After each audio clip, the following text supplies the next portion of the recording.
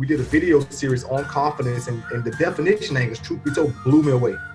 Angus, the definition was the belief in oneself that they can do it, right? The belief or the possibility that they think in their mind that they can do it. And so the crazy part about that is, I was watching an interview with Oprah, and she was saying how that belief sometimes doesn't even have to be true. I mean, like Angus, I'm going back to think of I was 150 pounds playing Division I college football, slow as dirt, Angus. I was not fast at all. Welcome to the Marketing Your Practice podcast, where we guide natural health and wellness experts through the pitfalls of marketing. Each episode, you'll learn simple, effective, easily actionable, and heart-centered marketing strategies. And here's your host, Angus Pyke. Good morning, good afternoon, good evening, friends, and welcome to the Marketing Your Practice podcast. If you're not watching this on video, you should be, because my smile is now ear to ear, because every now and then I get to interview somebody that's not only amazing, but somebody who is a dear, dear friend. Now, I'm going to welcome to the show my good friend, Alex Willis. Alex, welcome to the show. Angus, thank you so much for having me. I'm excited, man. My smile is probably bigger than yours right now because I'm on the other side of the world, but I get a chance to see my good friend who I love you and your family just so much, and just to hang out for a little time today to talk about life, leadership, and just business. It's a lot of fun, man. So not only will it be informative and just a great time for me, I hope we're able to give tons of value to your listeners and those who follow you and follow all the amazing things that you're doing through your company. Yeah. So for our listeners, Alex and I met, it must be coming up 4 years ago, or is it 5 years ago? I think it's 4, yes? I think 4, Angus. I think maybe I was having a look back. I think it'll be 4 years ago, and we both did a program called Warrior, which is a kind of program designed for married entrepreneurial men with kids who kind of just want to experience more, give more, contribute more. And from the moment, in fact, even beforehand, there was online work that we were doing, and I felt this kind of kinship with Alex. And when we finally got to kind of meet in person as well, man, I kind of want us to chat for 5. There's so many wonderful things I want to tell our audience about the kind of human being that you are. One of the challenges I had at Warrior at that stage was I was with my beautiful now wife, Lauren, and in a stage of confusion about how to kind of move forwards with this relationship and where it was going. And, you know, I guess overwhelmed from a divorce first time around that kind of didn't work, and feeling like a failure and scared to kind of move forwards. And one of the outcomes that I wanted to achieve from that program is kind of get some clarity in around, you know, how I wanted to move forwards. And with a group of men that were with me, one of the great outcomes that I achieved from that was, you know, knowing that I was going to come home and ask Lauren to marry me. And so which was kind of huge. And without a doubt, one of the great moments of my life there too. And Alex, you know, was instrumental as a part of that too. And what was extraordinary about that is he said, when the time comes, I'm going to come for your wedding. So Alex at that stage was in Florida. I'm over here in Australia, and he's a super busy guy because he's a rock star, as you'll hear as we're kind of moving forwards as well. But he and his beautiful wife, Sabrina, made it all the way over to my wedding. But here was the amazing thing. We had a few days beforehand, and he was so committed to being there. He got there for the ceremony. He didn't get there for the party. And still, Alex, to this day, like when people talk about the wedding, like so many of them talk about you and Sabrina, because that's the impact that you had. One thing in the distance that you traveled, but even if you'd come from just next door, it's the kind of human being that you are. You emanate a level of love, certainty, wisdom, compassion, and care. So today, I'm really looking forward to talking about 2 things. Before we started recording, we talked about seeing ourselves as a problem solver and the importance of that. And then we talked about leadership as well. So can you give our audience a little bit of a background story? You know, what got you to where you are now, your experiences, and then let's dive in and talk about value and leadership. Yeah, well, Angus, again, thank you for having me. I'm super excited to be here. Just a little background on me. Grew up in Jacksonville, Florida. So grew up in the inner city. And so getting tough in the inner city. And so you're trying to find your way. You talk about solving problems. Oftentimes, you know, you have drugs, you have crime, you have all kinds of things going on. and you have to kind of navigate your way through that, right? And so for me, sports was a great outlet for me. And so I kind of gravitated to football and playing football at a young age. Not the best in the world, but, that was my kind of outlet. And so I was able to solve problems of getting better over time, be it, grade school, middle school, high school, end up going to college to play football at the University of Florida. And that actually, was a game changer for me. It pulled me out of my community, exposed me to different people, different things. And then from there, I got a chance to learn, get a degree at the University of Florida in business, and then go on to play a little short stint in the NFL. I jokingly tell people, Angus, it does stand for not for long. NFL, not for long. Trust me, my friend. It is a quick career, a lot of fun, but that was ultimately my first exposure to getting out of my environment and seeing that there are other things out there that I could do. And so after getting cut in the NFL, I was devastated, to be honest with you. Went through depression. Wondering, well, what am I going to do next? Because as a kid, you dream of this career, this illustrious career in the NFL that you're going to make gazillions of dollars and this will be your life and it will be amazing. And all of a sudden it didn't happen. It was shattered. And so struggled for several years, kind of bouncing around, seeing what is it that I wanted to do and what was I going to do with the rest of my life.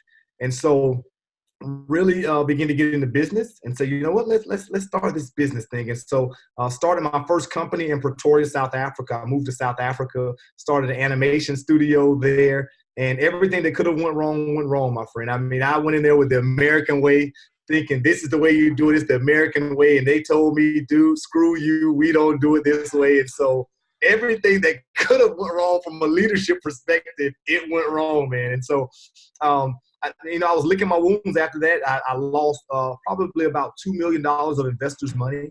So I had to come back to the States, let them know that we were out of money, let them know why, and that I was the reason for that, and really I re-enrolled back in school to learn more about leadership and say, let's solve the problem. What did I do wrong? Right? And so I really began to spend a lot of internal work and internal time thinking to myself, well, how do you use this to fall forward, right? Don't use it as a setback. Understand you can learn from this.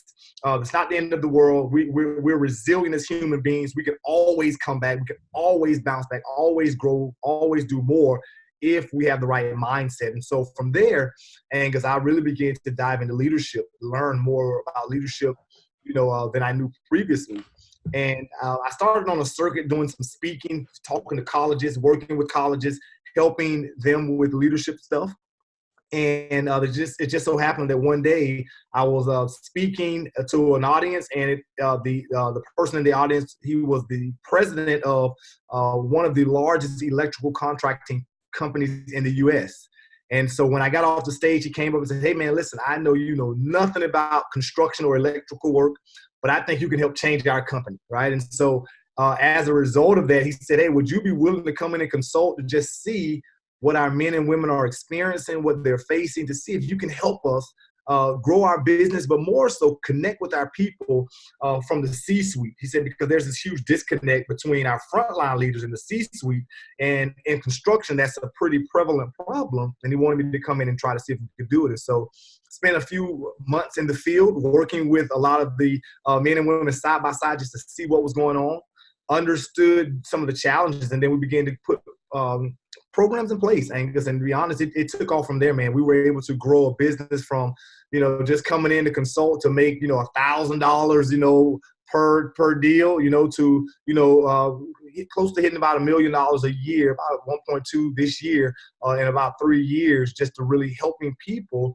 but having a specific focus, knowing exactly who we serve and where we're going, which is in construction.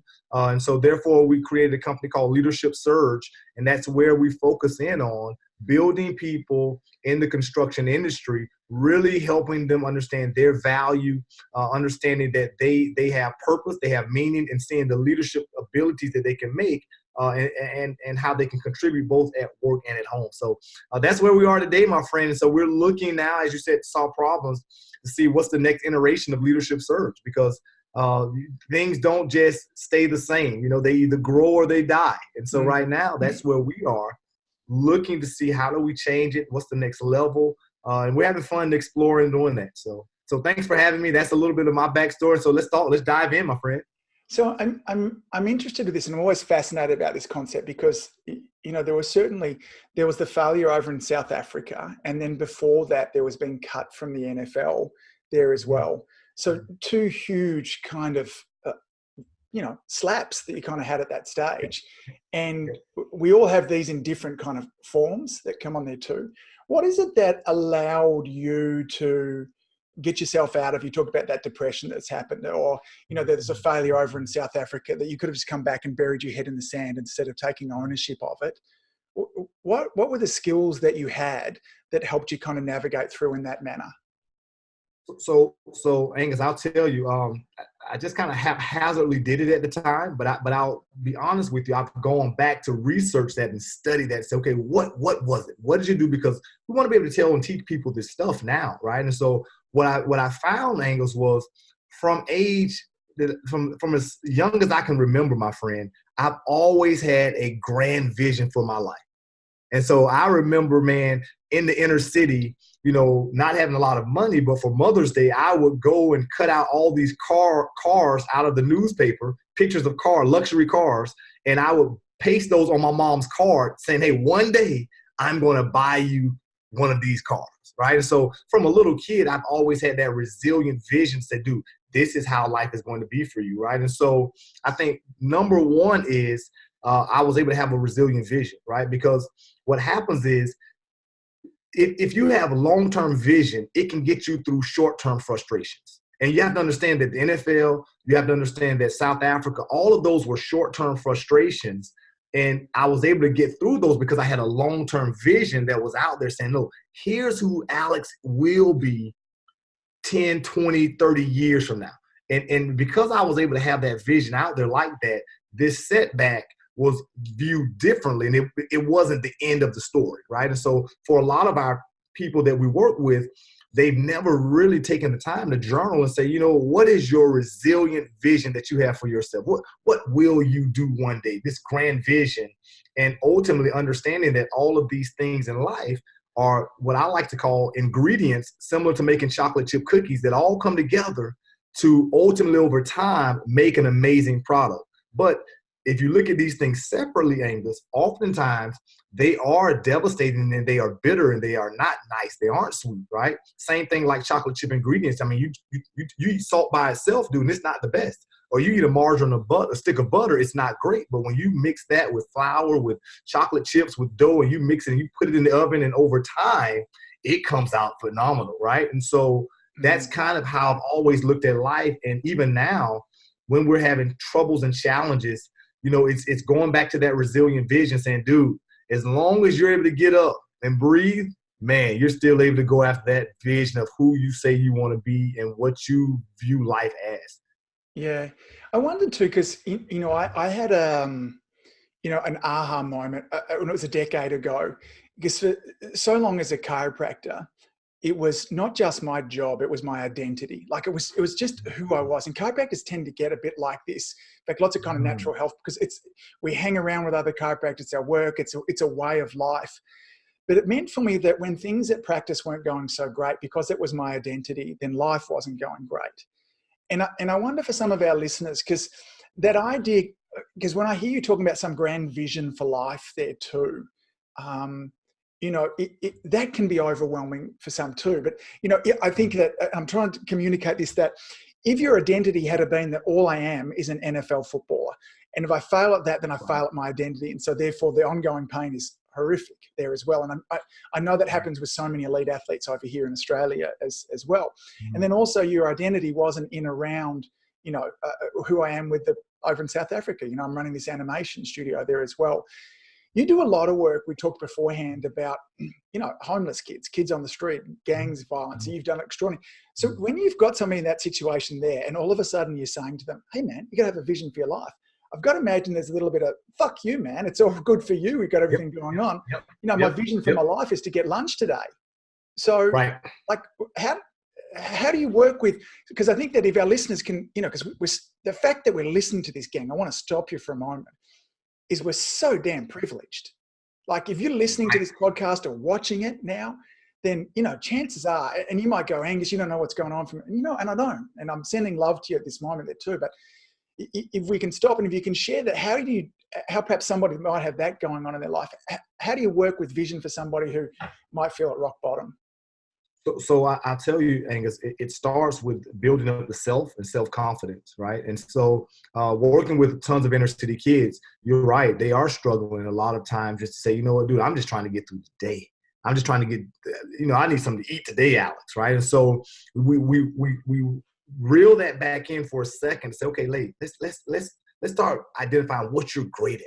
What is it that you can do that nobody else in the world can do? Right. And a lot of times they don't know, Angus, I'll be honest with you. So but it's getting them to see value in themselves, understanding that, listen, life has created you in a way that you are special. You are dynamic. There is nobody on the planet like you. Right now. And that is separate from any of your circumstances that you're facing. So the first issue, especially when we're dealing with inner city kids, is to understand that I am separate from my situations. Be it if I'm a billionaire, that is where I am at this point in time in my life. If I'm the guy on the back of the garbage truck, that is where I am at this point in time in my life. It's not who I am, right? And so a lot of times it's separating or divorcing my environment, my circumstances from who I am. And so getting them to understand that and getting them to begin to start seeing some of the gifts that are inside of themselves. And then from there, we begin to say, okay, now, let's say I have a guy right now that I'm working with. He's like, Alex, I love talking to people. I'm like, hey, dude, listen, that's amazing. That is a skill set right there in itself, right? And so I said, okay, so how do we take that and how do we begin to develop that? Because ultimately, Angus, this ultimate vision for yourself, it's not something that just comes in overnight. It is something that it's not a straight line. It's not a straight line. It is. I tell people all the time, man, it is left, right, 2 steps back, 3 steps forward, and you're constantly, it's almost as if you're in the dark, a blind man in the dark, figuring this thing out, right? And so, but if you find out one of those things, that's a piece of what you're good at, right? Or what you enjoy doing, and then begin to pursue that, going down that path, understanding that still may not be the ultimate end goal, but following that path is going to lead you to so many different books, different podcasts that you hear, people that you explore in your life. And as a result, you kind of stumble into, wow, this is who I am. This is what I'm supposed to be. And so, I paint that picture, and I tell people to paint that picture very loosely, with broad strokes. Don't pigeonhole it. I mean, if you ask me right now, Angus, my resilient purpose and picture for my life, it is ultimately to build a $1 billion business helping develop people. Yeah. And Angus, that is broad as it comes, right? Yes. And so if you think about it, someone will say, dude, you don't, but it allows me to be resilient, because in the animation business in Pretoria, I thought we were going to build kids through cartooning. Well, that didn't happen. That wasn't the deal. Okay, cool. But it doesn't knock down my ultimate vision, which is to build a $1 billion company, bringing value and building and helping people, right? And so I went from animation to construction right now, right? But yes, it's still building and helping people and making their lives better. So ultimately, it allows me to pursue a path, but still broad path, ultimately seeing where I may end up and not knowing ultimately how that vision is going to come to pass. But I know that that's what I want to do, and that's how I want to make money. I don't want to do it any other way. And so for me, that's kind of how I paint that picture for people, if that makes sense. Yeah, but that makes huge, because that was a real struggle for me. Because early on, when I got into really studying kind of a lot of personal development, self-growth, you would see these people who just had this rock solid vision for their life. And I was so incredibly envious of it. Like if only I found that single one purpose, because it seemed to make everything else, like when you've got direction and focus like that, you kind of just can swat stuff away as you're going there. And I could never find it. And so I noticed that things would change for me all the time. I thought, that's probably not a good idea. But it wasn't, at the beginning of this interview, we talked about how we met through Warrior and Garrett White. And it was interesting because one of the other great things that I took from that is that Garrett has this concept of life purpose being expansion. And when he said that, the penny dropped for me. And I went, I got it. So the first phase of my life, working life, was expansion through me as a chiropractor. Now, that wasn't my purpose. My purpose was expansion. And then as things have changed now, and I've opened up audio media, and then now it's expansion through some of the marketing work we do through this podcast, but it's expansion. And I don't have to hold on to this identity that I have now.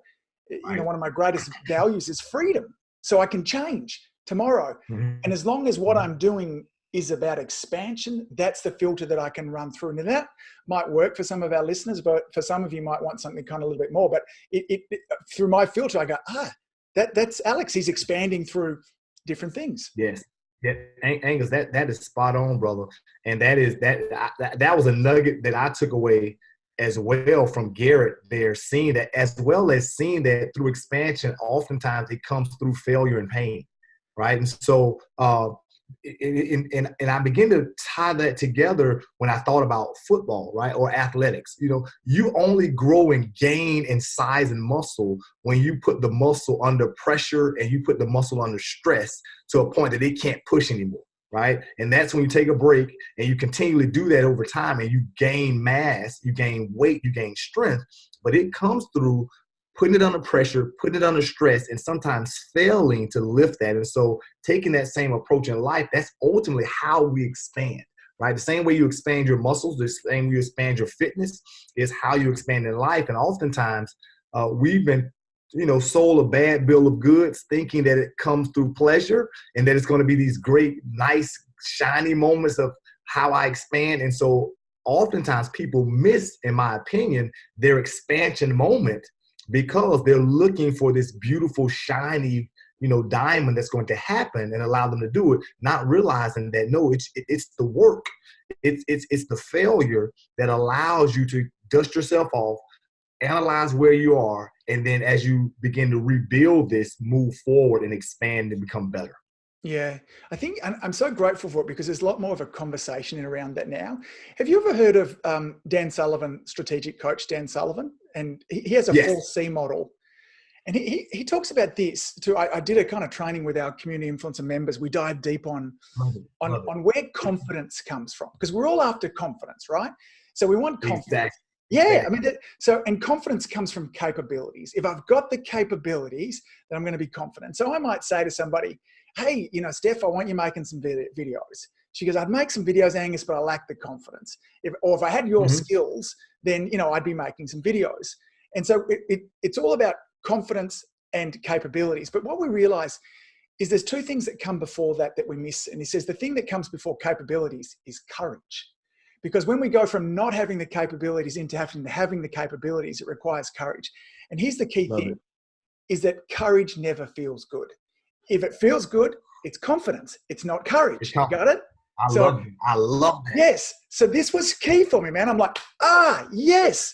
Now, the cool thing is that whenever you're feeling fearful, okay, then you can get damn excited, because what you're in at the moment is courage. And the exciting thing about courage is it leads to new capabilities and new confidence. So I love that. I love that. He's so damn clever with regards to that too. And I don't get it all the time, but I get moments now that I've trained myself that when I get that fear, instead of, I get excited, because I'm like, ooh, I'm about to learn something new. It's coming on. So, and that's taken a decade. So that's not overnight that I've got that too. But you talk about that same thing. We know it, lifting weights, it hurts, it's painful. We get this result at the other end of it there too. So beautifully put. Angus, can we stay there for a second? Because there's something, I was working with a company last week, actually. We're talking and doing some research on confidence, to talk about confidence. And for the first time ever, you look at definitions and you don't really pay attention to them. And we really we did a video series on confidence, and the definition, Angus, truth be told, blew me away.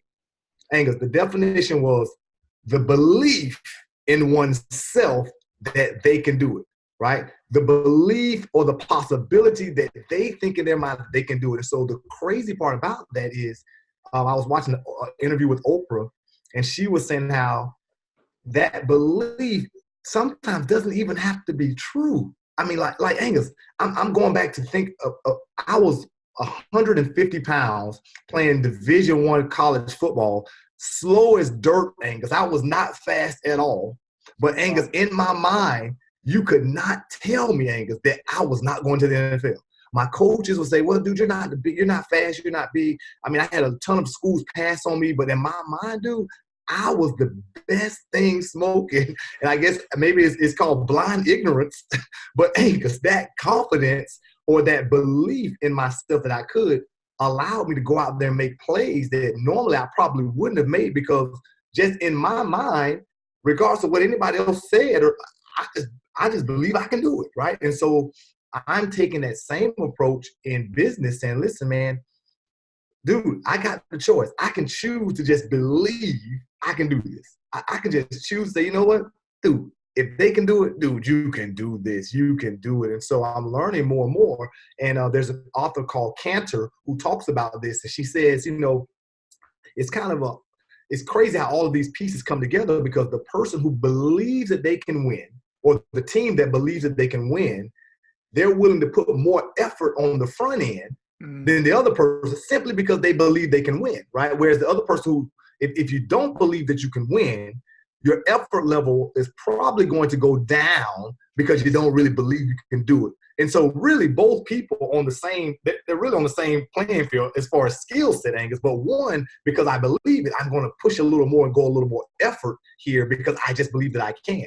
And I love how she began to paint this picture, because she said, and here's the crazy part, in the middle, it often all looks the same. It all looks like lost in the middle.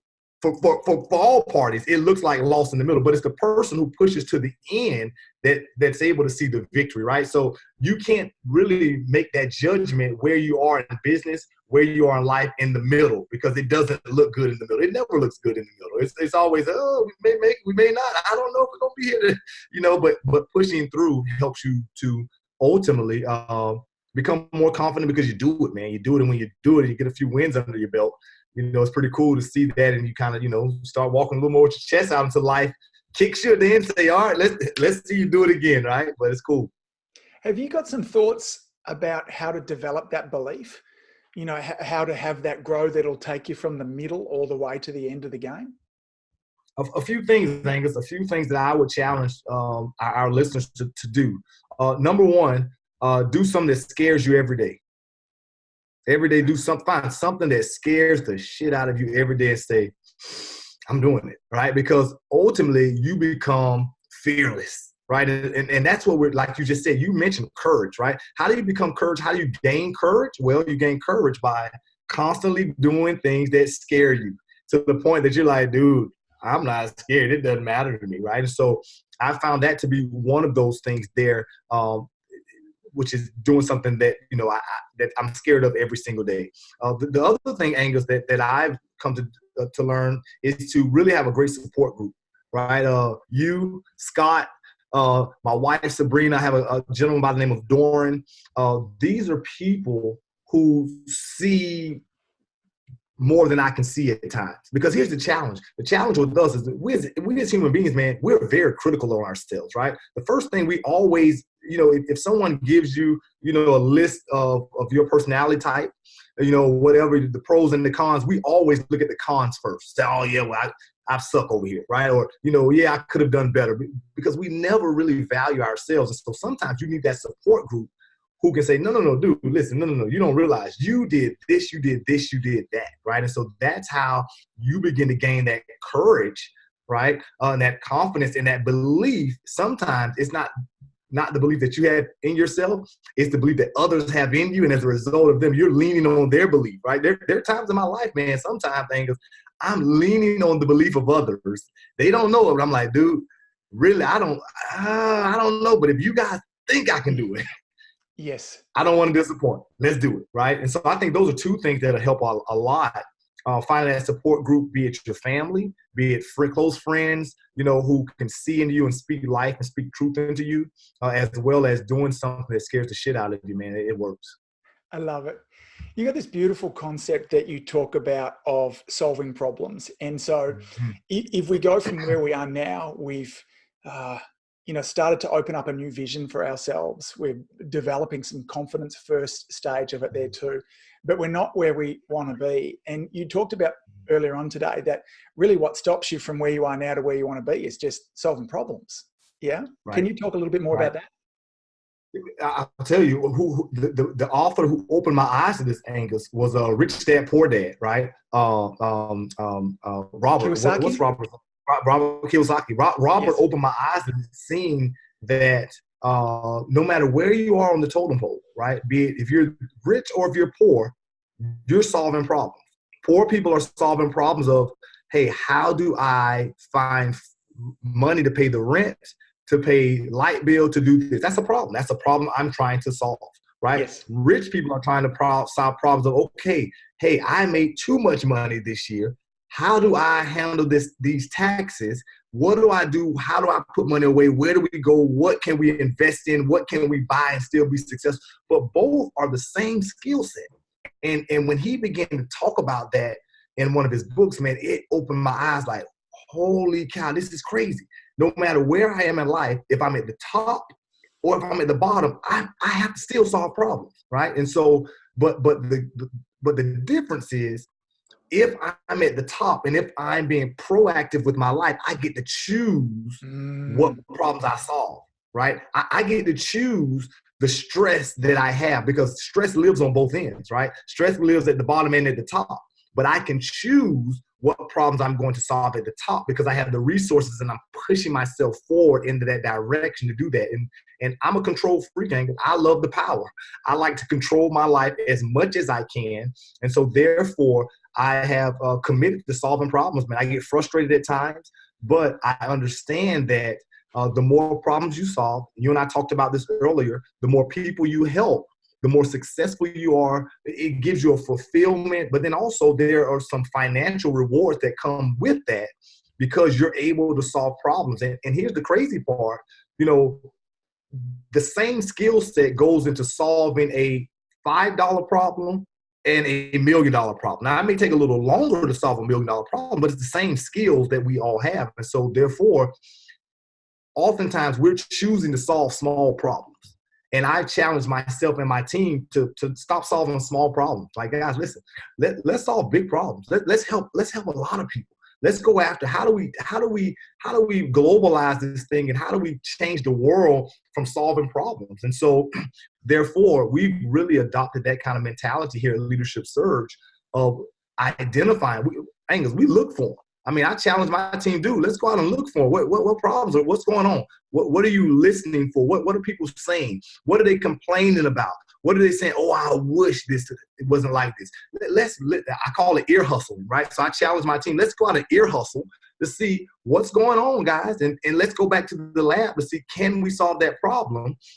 Or number one, is it a problem worth solving to us? And if so, how do we do it? How do we do it? And we begin to go down that rabbit hole. So it's pretty fun, man.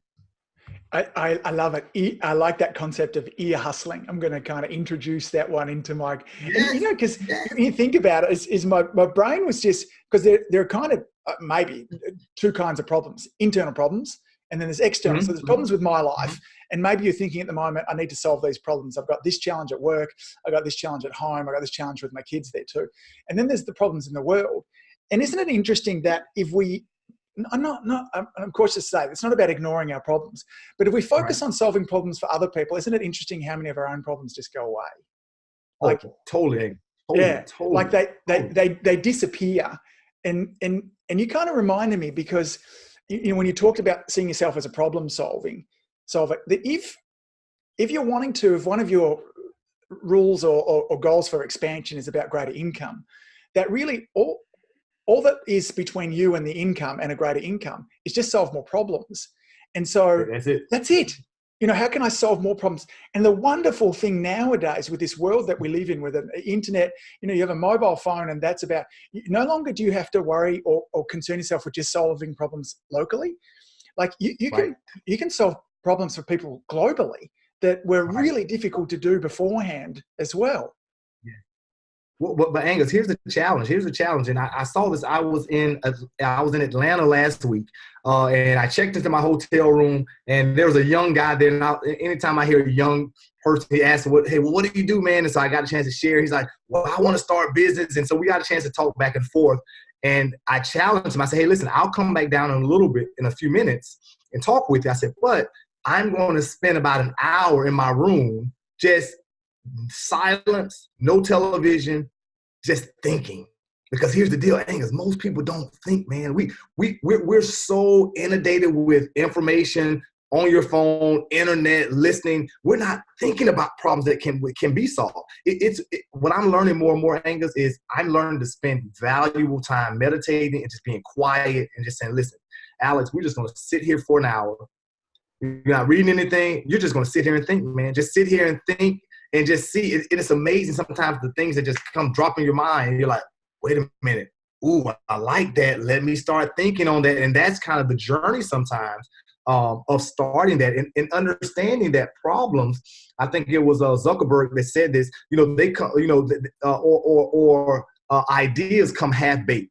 Right? They come half-baked. They're not all the way there. And so we, as people, as human beings, sometimes we're lazy because we think that the problem should all come together at one time.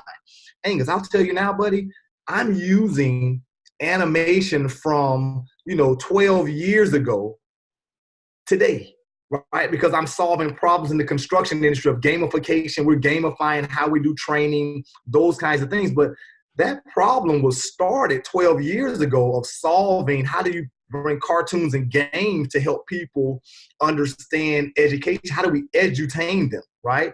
And so because I started that problem, solving that problem, I was able to take bits and pieces of that. And that's where I believe a lot of us make mistakes. We think that you're going to get this answer overnight or that it's going to be a linear process, not understanding that you may have 4 or 5 ventures that you take a little piece of each and every one of them, like, oh, that was the answer over there. You put that with this. It's a book called The Medici Effect. And the Medici Effect talks about things that oftentimes that don't go together and how you can bring those things and find those things and bring them together and create magic. So video games and construction. People will say, dude, that doesn't work. Well, we found a way to bring apps and video games and gaming into construction to educate and train them, right? And so 2 totally different industries, different challenges. We took bits and pieces of both to create something amazing. And so that's ultimately what I'm learning to do. And that's why I like to spend time thinking and just try to as well as Angus, go outside of my industry. So my team and people are like, Alex, why the hell are you going to a fishing conference? I'm like, dude, I just want to see what they're doing, right? And in the process of going to fishing, trucking, gaming, casinos, you find all this amazing stuff they're doing, and you see that you can take bits and pieces of this, and you're like, that's the answer to my industry, or that's the answer to this problem over here that I'm trying to solve.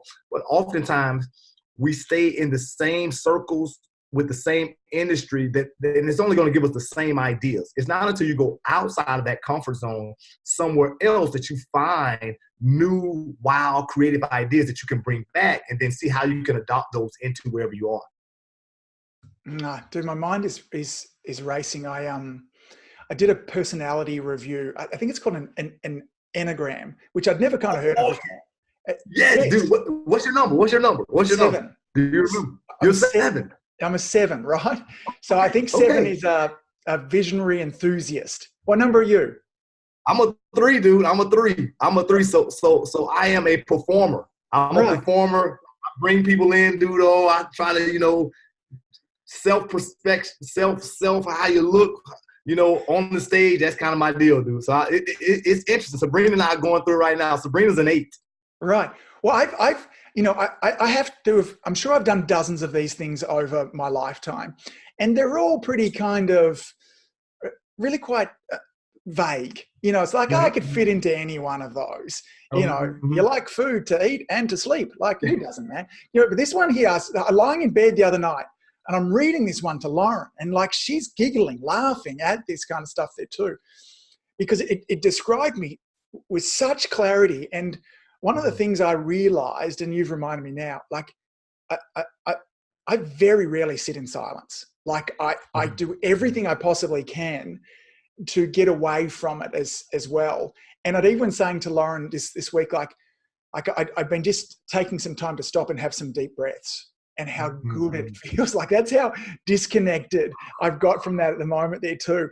And I get it. I used to be a pro with my meditation. Like there were times when I just didn't miss, but I'm lousy with that. And I'm thinking of the magic of what you just said there of sitting for an hour, like without distraction, and just, you know, that, because I really do believe that all I need is within me now. Like it's been a mantra of mine. Everything is there.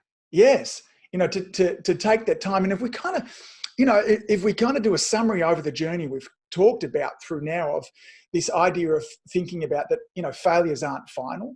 They're an opportunity for us to learn something new that you kind of talked about, to have a vision for your life that's beyond your current circumstances, as well, an identity that's beyond your current circumstances as well. I talked about, you know, shared mind, which is just expansion. You know, Alex is a $1 billion company that impacts people there as well. I gotta fly over there to see. I need a jet to fly over there to see you, man. To come have brunch, and then I can fly back. Right? Yes. So I gotta be able to do that. Yes. Yeah. But where I see with this too, you go, okay, great, Angus, I've got this vision for my life there too. I need to see myself as, you know, somebody that solves problems. And then there comes this idea of of the how, and I'm realizing the how's in the silence. Like, yes, got it. Like just, and as you said before, it's in the silence, but it's not going to come now. Like it's taken you, you know, my journey to where I am now is, you know, 2 decades. Yours, you know, similar in terms of where we're at with that too. So it's wonderful kind of, you know, journey in there too. Do you have any kind of more thoughts on that? Yeah, Angus, and I'll say that. Well, I want to share a little bit on that for a second, if you don't mind, for just 2 seconds. Please, take all the time you need. My wife would push me on that, right? Saying, well, why do you want to be a billionaire? Why a billionaire? Why that, you know, and so that's just so selfish of you. Truth be told, Angus, the reason behind that, and this is the reason our listeners should really push to expand to be the best that they can be, to ultimately do. My goal is to take everything to the grave. I mean, you know, when they go to the grave, dude, it's empty. They're like, dude, that dude lived life to the full. Every ounce of talent, he drained it, man. I mean, he drained it dry, right? And so, truth be told, Angus, it's getting to this level that I talk about, $1 billion business, that you're able to make major impact in people's life.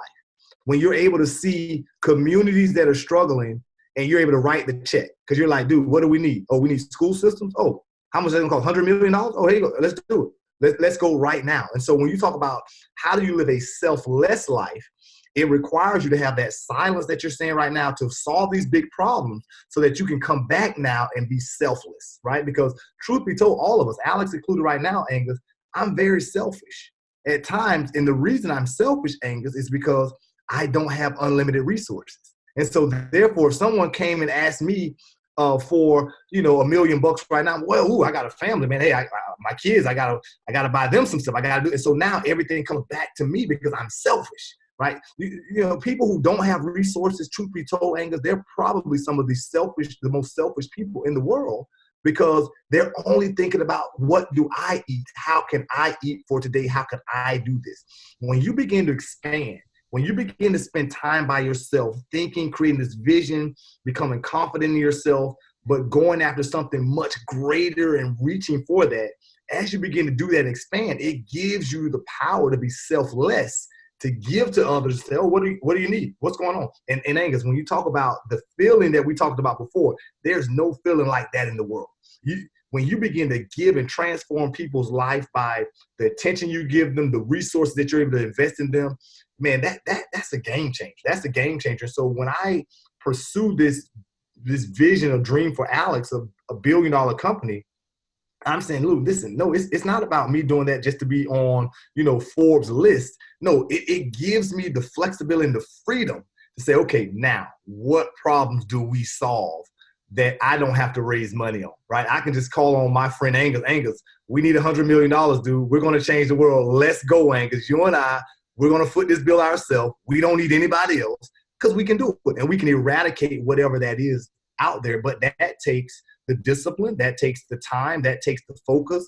And truth be told, I think a lot of us are just we sedate ourselves with so many things, man, so many things, internet, Facebook, my television show, sports, you name it. I'm trying to reel myself in and say, dude, no.